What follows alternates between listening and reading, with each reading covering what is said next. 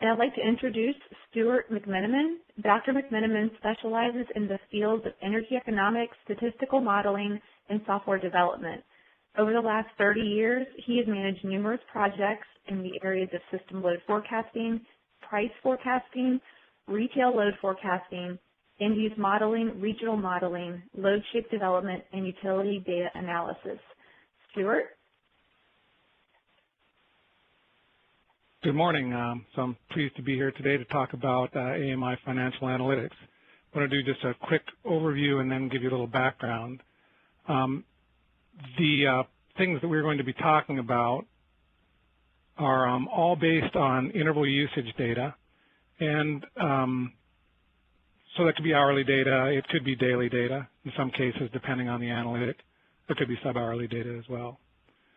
The analytics are all based on financial connectivity.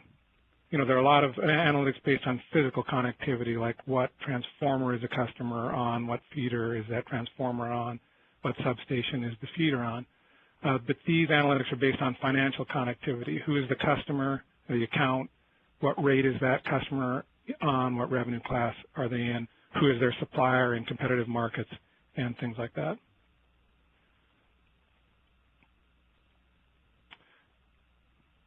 Most of the analytics that we'll look on are based on aggregated data from what we call interval data roll-up processes. So this is typically pre-aggregated data that's rolled up based on the characteristics of the customer or the account.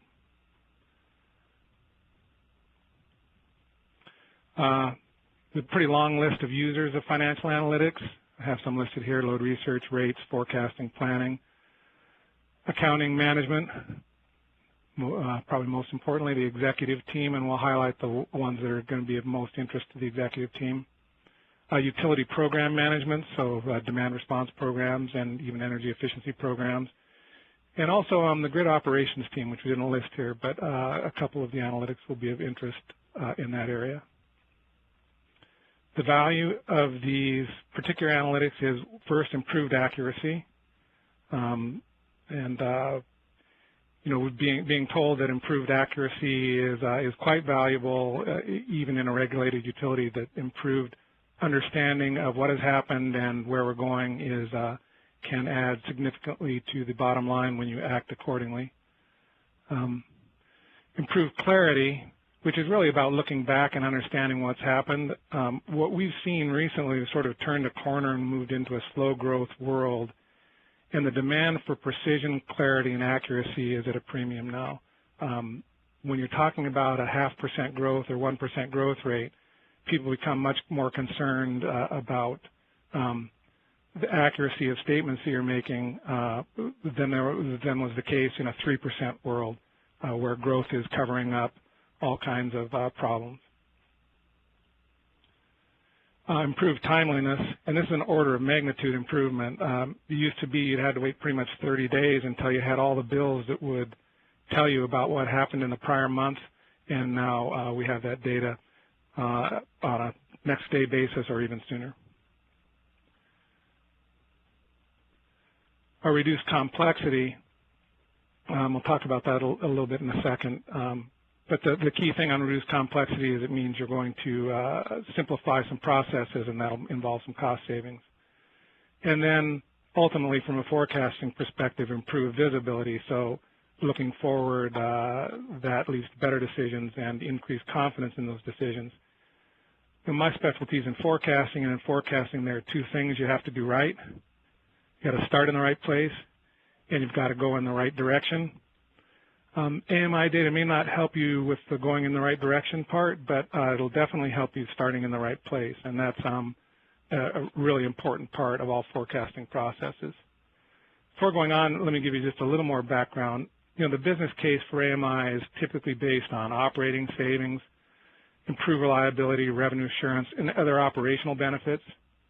The benefits from improved financial analytics are typically not on this list in the business case. But the benefits are real, and they are there for the taking. Personally, I've been working with utilities in North America since 1975 on a variety of forecasting and analytic processes. And much of that work has actually revolved around estimation of things that could not be observed directly. AMI changes that. We started tracking and presenting on how MI would change these processes about a decade ago in 2004, and now we're starting to roll AMI into these processes. Our conclusion so far is the benefits we expected are there, and our customers are telling us that these benefits are significant. So as you listen, especially if you're in a position to act on what you see, I recommend that you spread the word and take the lead, because that'll be good for you personally, because the value is there. Okay, so let's move on and talk about the processes here. First thing we're going to talk about is dynamic profiling.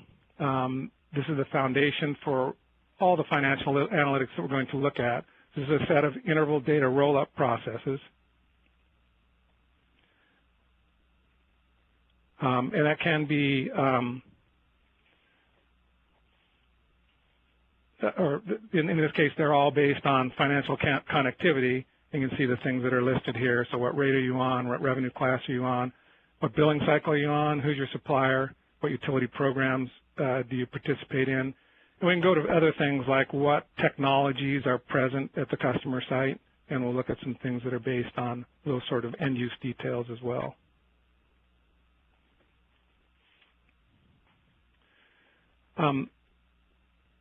The way we see this happening is that an analytics program provides the roll-up services, so that from the analyst perspective, I'm not making requests to do the specific roll-ups. It's automated. It's there for me each day when I come into work to proceed to use the data. So we'll talk about that towards the end. So the profile data, and that's the, so we call it profiles are like hourly load profiles or daily energy profiles. Profile data are provided to the users and to downstream applications, and those things flow into a variety of areas in the utility. Here's a little example of what we mean by dynamic profiling. So this shows 22 days, I think it's data in July, 22 days of hourly data for a general service customer class. Yeah, there's July 4th is sort of a half day on the left-hand side of the chart. And what happens each day as we come in, we'll be able to see the next day and the next day and the next day and the next day and the next day. So there we've rolled in about 5 more days of data. So that overall, from the perspective of what's the 28th, which is marked as today here, we're looking back at exactly what happened to this customer class on the prior day. So that's the dynamic profiling process. Like we said, it could be rolled up by class. It could be rolled up by substation. It could be rolled up by participants in a utility program, and so forth.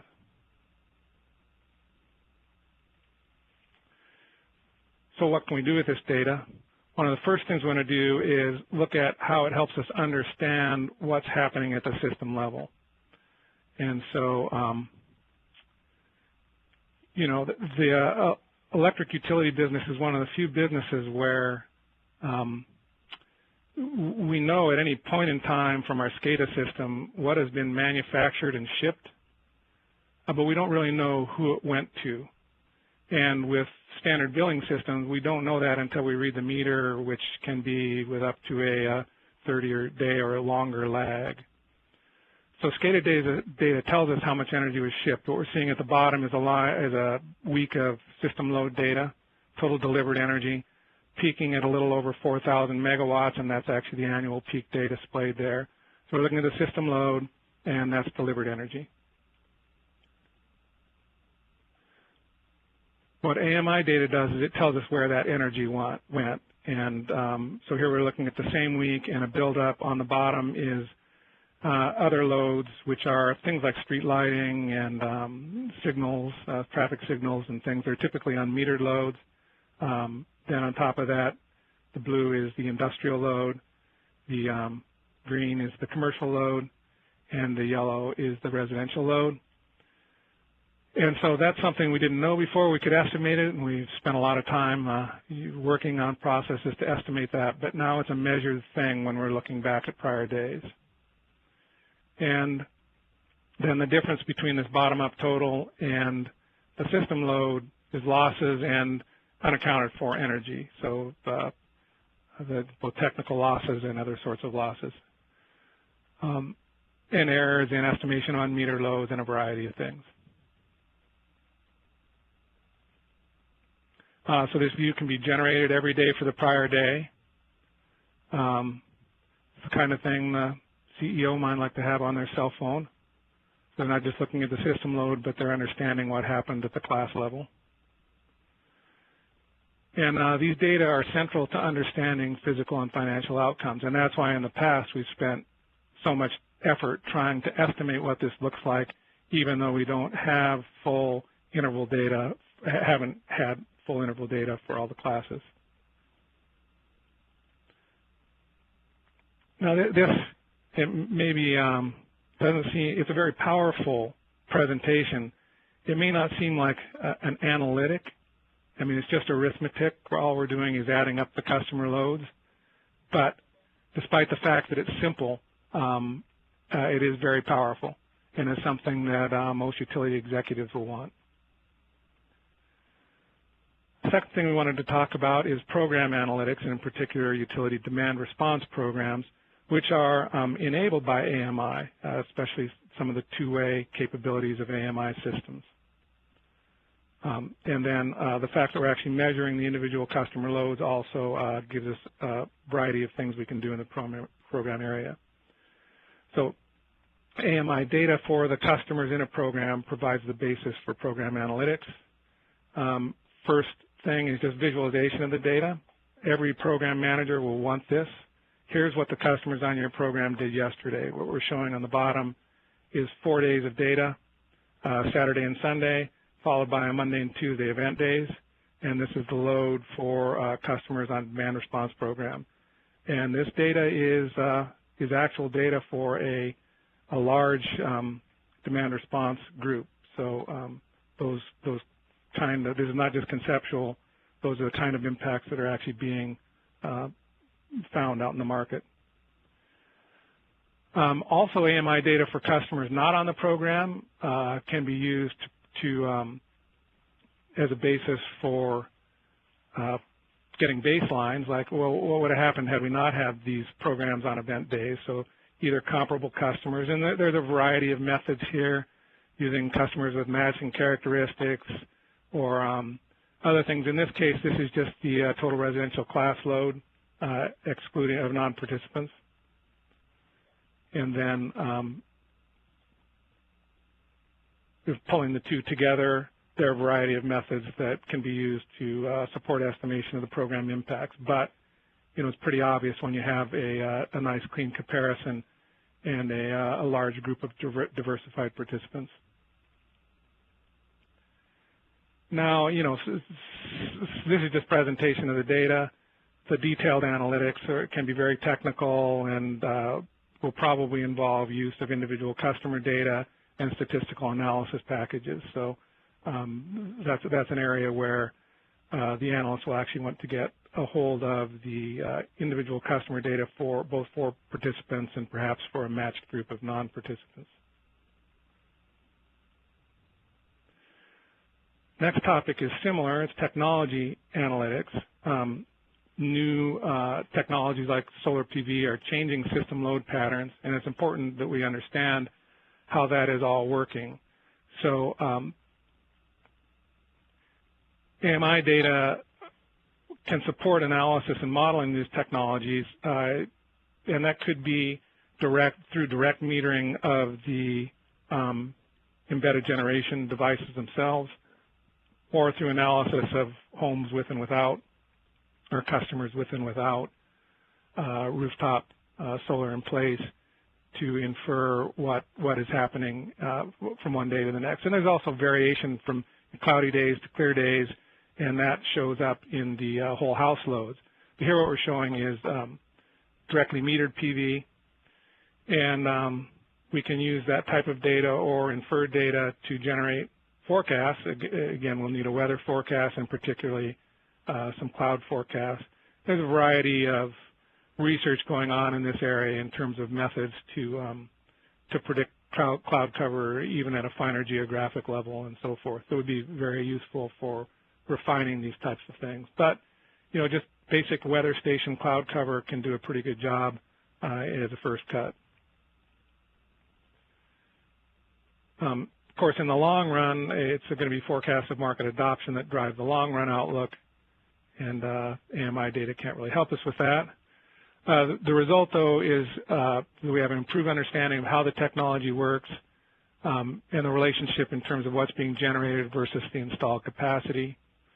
We understand improved understanding of what happened yesterday and improved capability to forecast what will happen tomorrow.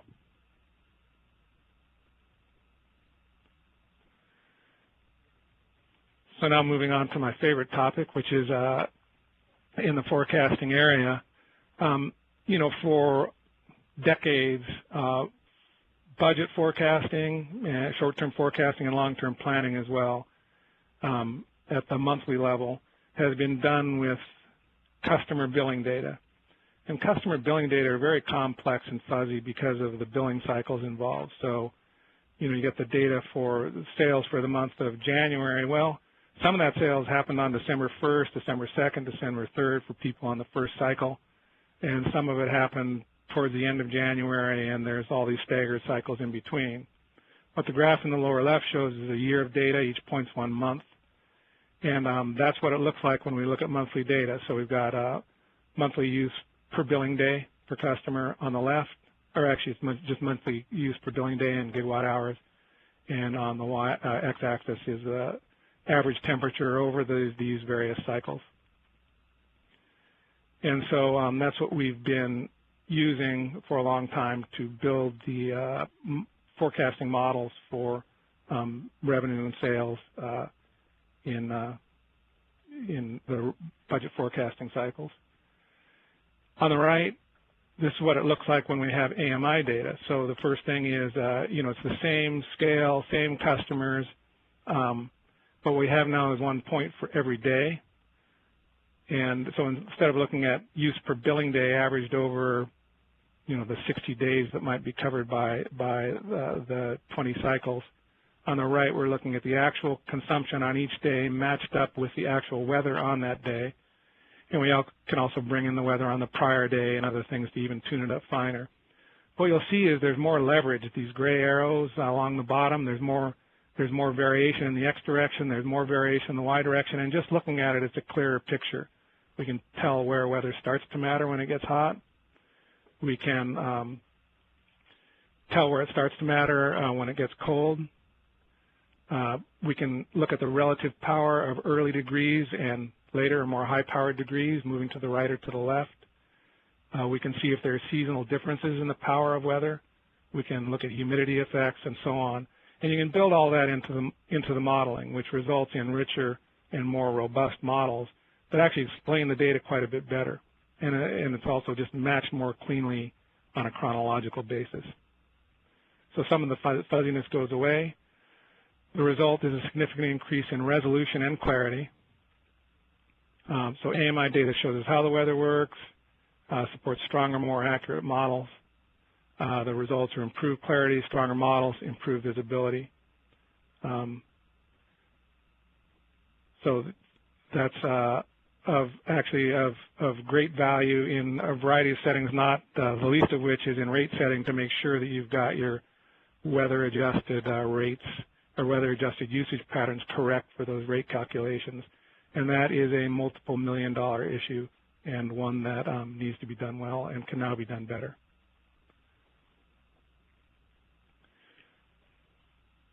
The next thing we want to talk about is daily budget tracking, and this is a new possibility that is enabled by AMI. We've done daily tracking with system loads for years, a very powerful analytic. What AMI does is allow us to move this down to the rate class level. So the first step is to generate a daily budget, and that's represented by the green line in this picture. It shows a month of daily data and for the general service rate class, and so each day you'll see a new value on the line, and the dips are Saturdays and Sundays, so it's just a weekly cycle that's showing. And you can see a slightly upward slope. This is the month of June, and as it gets warmer towards the end of the month, we budget for higher amounts of energy. Now there are some tricks to doing this, and it requires AMI data to really do it right, but that's a capability we can now do, is budget on a daily basis. Then dynamic profiles, which we talked about earlier, as they roll in, they show us what's actually happening. That's the red line here. So that's what we're actually getting, how the actual daily sales are occurring for this class.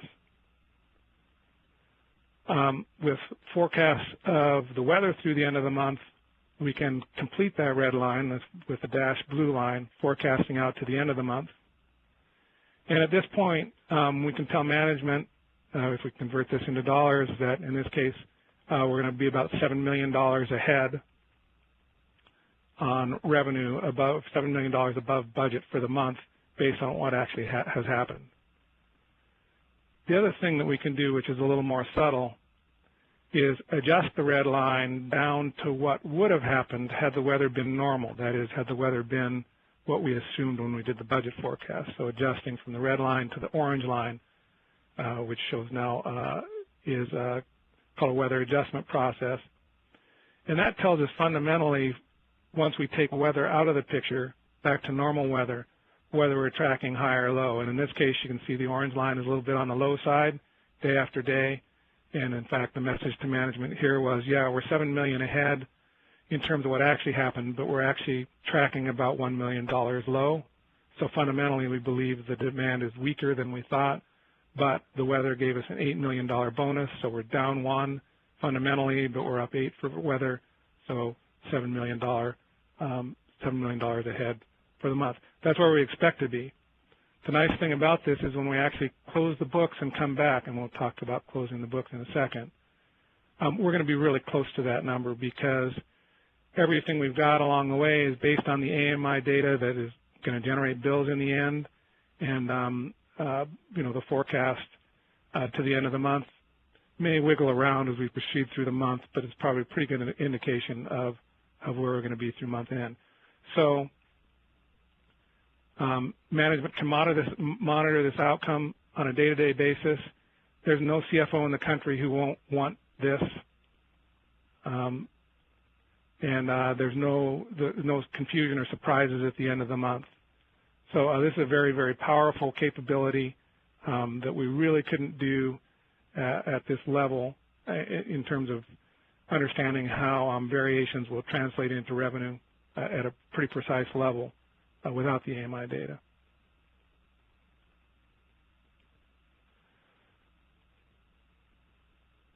So moving on to financial closing. You know, at the end of each month, the month closes, and maybe on the 3rd or 4th of the month, the accounting team is scrambling around to close the books for the prior month. And one of the things they have to do is settle on a number for what's called unbilled energy. And that's energy that's been delivered but not yet billed. So let's see what that means with AMI data. So this shows 2 months of AMI data for a single commercial customer, about 40 kW, 60 kW peak customer.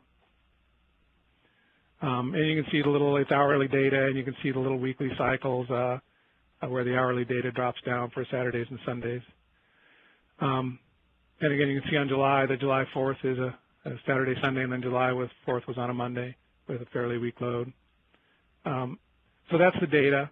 So we're out in early August looking back at this data. And you know, this customer is on a billing cycle, so in this case, their cycle started June 11th and ended July 14th, so it's, I think, a 33-day cycle. So that is, the customer's bill is going to be based on that data that we're looking at in the shaded area. For closing the books, what we're interested in is the consumption from the 15th through the 31st, which is in this unbilled shaded area. So at this point, this is just some arithmetic. We can add up the unbilled KWH. All we need to know is have the individual customer loads. We need to know when the cycle for that customer, the last bill, when that ended, and then we can add up the consumption for the remaining days of the month. So unbilled revenue is going to be based on these estimates of unbilled energy. That's a significant asset on the balance sheet. at the close of each month, and usually more than 50% of revenue in a calendar month comes from this unbilled portion. And what happens is, because the weather in the end of July could be quite a bit different than the weather in the end of June or the beginning of July, that unbilled number may be quite a bit different than what you'd think based on what you saw in the billing period. And that is something that needs to be straightened out accurately for these large accounting numbers that are entered on the books. So we've spent a lot of time over the last few decades refining processes to estimate this green area as accurately as possible. Unfortunately, the accounting profession has adopted some arcane sort of accounting rules that have been blessed by the auditors, but that can go seriously wrong. And so we've been trying to replace those processes with things that directly estimate this green segment as closely as possible. AMI data allows replacement of these complex estimation processes and error-prone accounting processes with direct calculations. This has been a serious pain point for the finance groups. You either have a problem here or you don't. If you talk to somebody in the finance area, you'll find out pretty quickly. Again, every CFO will really like this idea of moving to a directly calculated unbilled energy and therefore unbilled revenue. And you can see from a calculation perspective, there's just two key ingredients. For each customer, we need to have their interval data, we need to know when their last billing cycle closed, and we need to know what rate they're on, so we can aggregate it accordingly. The last analytic is grid load forecasting. This is an area we've been involved in for a long time at the transmission system level. So if you look around, most of the major ISOs use Itron systems for their short-term forecasting, and also retail suppliers and a lot of utilities as well.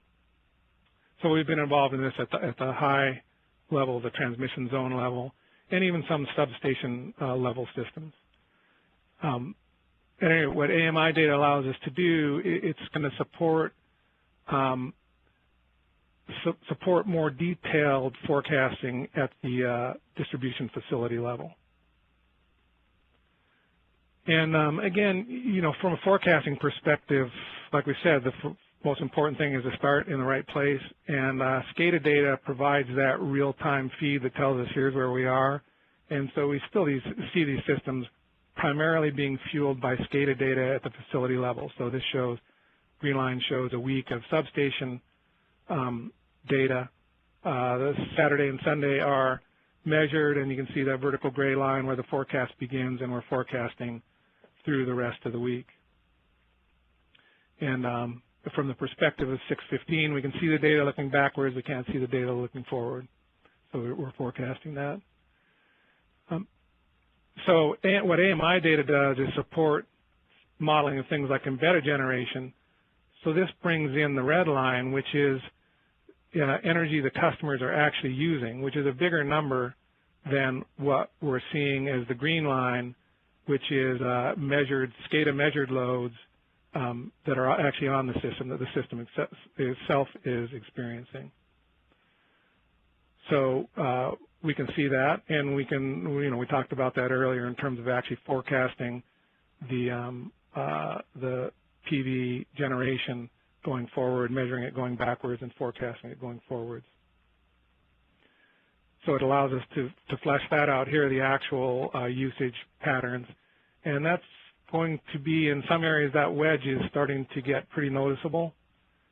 And it's a little confusing when you just go to model the green line because, really the fundamental usage pattern is the red line, not the green line. The other thing AMI data supports is modeling of demand response that's available. So what the blue line here represents is where that system load would be if we flipped on all the demand response programs. Not that we necessarily will.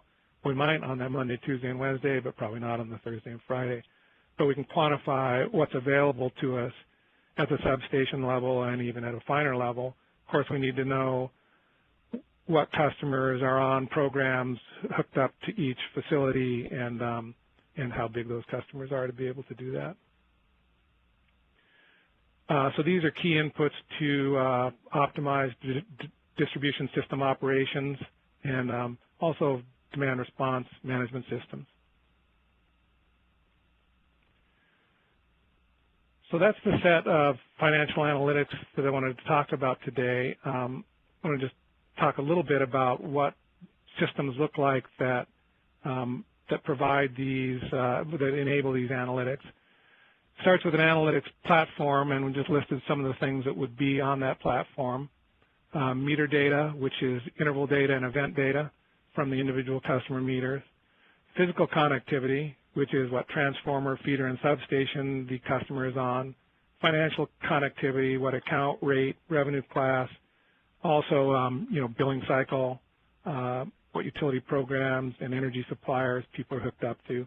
So that's the kind of data that we're putting in the Itron platform and the data model in the Itron analytics platform. And then, the next step is using these data to run a dynamic profiling process, so doing the interval data roll-ups that we discussed. And for some of those, just that roll-up process and those data, that is the thing to deliver. So that can go straight to dashboards and results delivery because that is the thing that people want to look at or want to use to do further analysis.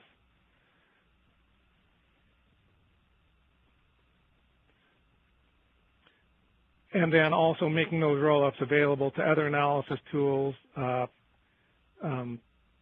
Some of those will be specialized systems that, really wouldn't be necessarily part of the analytics program. For example, demand response impact analytics might be done in SAS or R or something else using very complex statistical methods. That's not necessarily part of the analytics platform, but we do need to be able to get to the data to do those analytics and probably provide the results back in. Same is true with grid level forecasting. That potentially can be done in a system specialized for forecasting like the Itron automated forecasting system. And then those results fed back in to the analytics platform for delivery, not just to computers, but to cell phones and iPads and so forth. So that's how we see that sort of building out. That's what the path that we're on and this direction we're taking to put the simple presentations and simple analytics directly in the analytics platform and deliver the results there, but also allow the roll-ups to be taken out for more advanced analytics and then pulled back in if desired. So that's what we had today. Becca, I don't know if there are any questions came in. Great, thank you, Stuart. I would encourage anyone that has questions to please type them in the Q&A tool found at the top left of your screen. So as those are coming in, I'm just going to highlight the fact that this is a webcast series, and Stuart's webcast today was the second in a series of 5 webcasts. Coming up, we have 3 more that take us through mid-March. And there's that URL there. If you go to that link, you can download or view the recording to the first webcast we had at the end of October. And then also you can register for the following ones that are shown on your screen here. So it looks like we do have a question here. That question is, how are other utilities treating solar in their load research analysis? Are they using total delivered loads or are they using net loads? A little bit of both. What you'll find is that most people will have some solar locations directly metered, and so that's very powerful because you are metering it directly. It's not necessarily a statistical sample. Also, some of the solar providers who are providing lease systems, so there's a third party who owns a system, they have data that is directly metered that they use for monitoring those system performance and making sure things are running right. So that data is out there and is the most powerful source. When you use whole house data, you really have 2 things that help you out there, as long as you know some customers that have systems and some matched customers who don't. that comparison is useful, but also the variation in what you see for a given customer from day to day as it gets cloudy or clear really does help resolve that. So both approaches are quite effective. Great, thank you, Stuart. And I would encourage anyone to submit other questions too if you think of them. We do have a few more minutes left in our time today.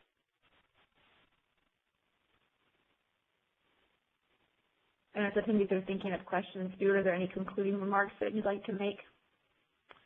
Well, just coming back to the benefit and value side, this is really changing the way we're doing things in the forecasting group, and it's something that especially if you're in a forecasting group, you want to grab onto and be involved with, because it's going to make what you do just more powerful and more accurate and clearer. So there's no reason not to get on the train here if you do have these systems. Great. Okay, we do have another question that came in. Can you please provide an overview of the dynamic profiling process, data collection and validation being a critical important function prior to analyzing AMI data? Yeah, there are a couple ways to get data. One is directly from the data collection system, and the other is from meter data management system. And in the case of when it comes to meter data management, there will be some validation there. So if it's not, then you need to run some validation processes on the analytics platform itself. What is true just from the data that we've looked at, this is a lot cleaner than what we've seen from SCADA data, which can be very noisy. The AMI customer level data, admittedly, this is what we've seen has been collected through Itron systems, so I can't say that this globally, but the data are very clean, and we're just not really seeing a lot of problems. So, if the experience comes from SCADA data and the amount of validation and estimation that has to happen here, it's a little bit less critical here on the AMI side from what we've seen. Great, thank you. Okay, any other questions for the audience? All right, we've got another one coming in. Here we are.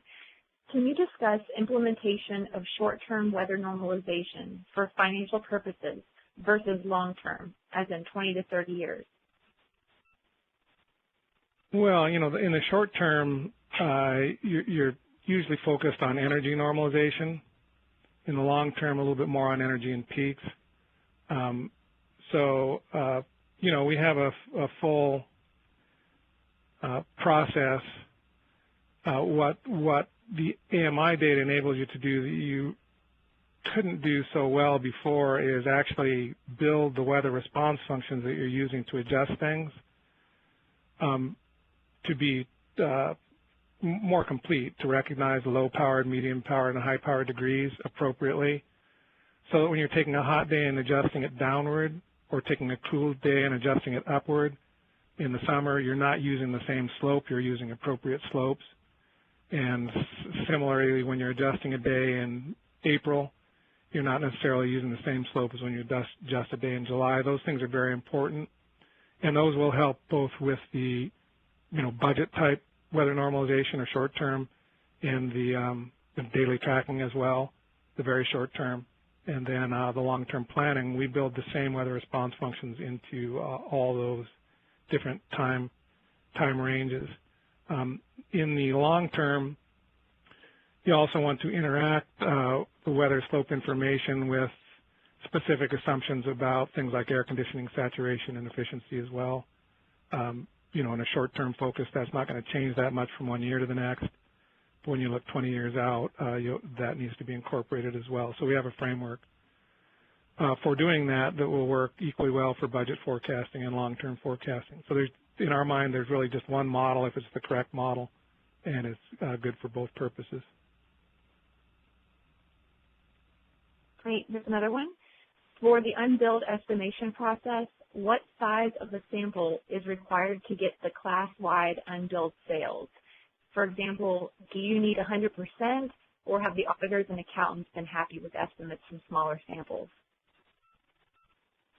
Well, the way the accountants do it is not even a sample thing. It's an accounting rule, usually with some momentum built in that kind of tends to wander off eventually. So the standard unbilled processes really don't involve samples. But in terms of using AMI data, I mean, at least in the cases we're looking at, 99% of the data is typically in, even on a next day basis. So, if it's full deployment, then for the AMI calculations, you've got what you need.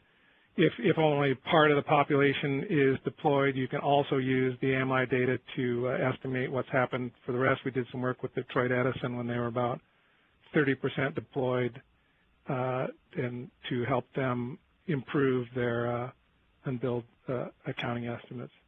So the AMI data becomes useful as soon as you have enough of it, and can actually make quite a difference in the numbers at the end of the month.